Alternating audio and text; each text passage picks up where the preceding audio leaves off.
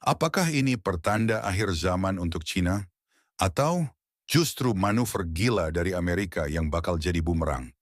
Bayangkan ini, sebuah perang tanpa senjata, tapi dampaknya mengguncang dunia. Semikonduktor, chip kecil yang jadi otak dari gadget kita, kini jadi senjata utama di medan perang dagang antara Amerika dan Cina.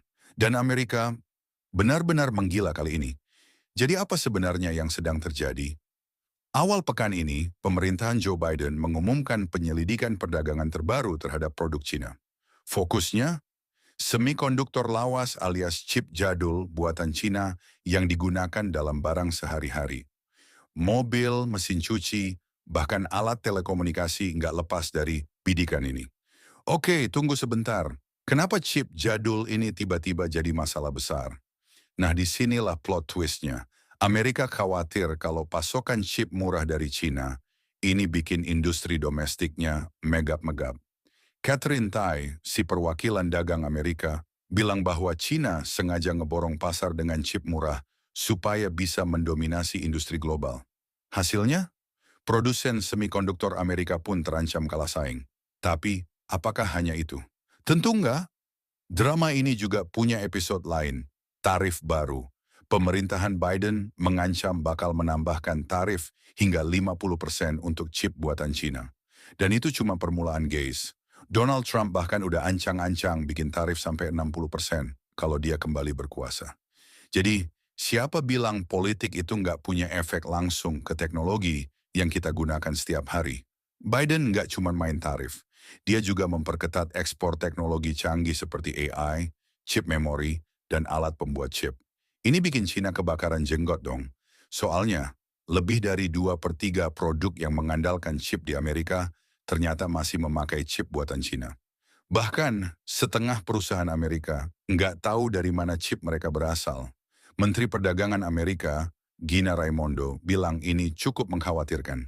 Nggak heran sih, kalau di bidang pertahanan aja masih pakai chip Cina, siapa yang jamin nggak ada risiko keamanan?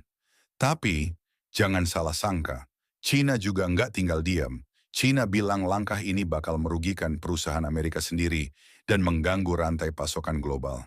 Bisa jadi, ini malah jadi efek domino buat ekonomi dunia.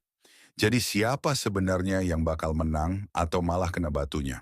Sementara itu Amerika udah menggelontorkan subsidi 52,7 miliar dolar buat membangun industri chip domestik. Tujuannya?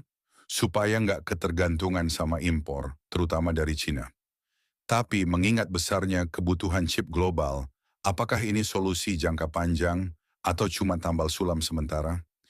Dan pertanyaan besarnya adalah, apakah perang ini benar-benar soal perdagangan atau ada agenda politik tersembunyi di baliknya? Joe Biden, yang masa jabatannya bakal segera berakhir, mungkin ingin memastikan dia meninggalkan jejak besar dalam politik internasional. Tapi apakah ini langkah strategis atau sekadar langkah putus asa? Jadi apa pendapat kalian? Apakah langkah Amerika ini bakal bikin Cina tersungkur atau malah memicu perang dagang yang lebih luas? Jangan lupa share pendapat kalian di kolom komentar.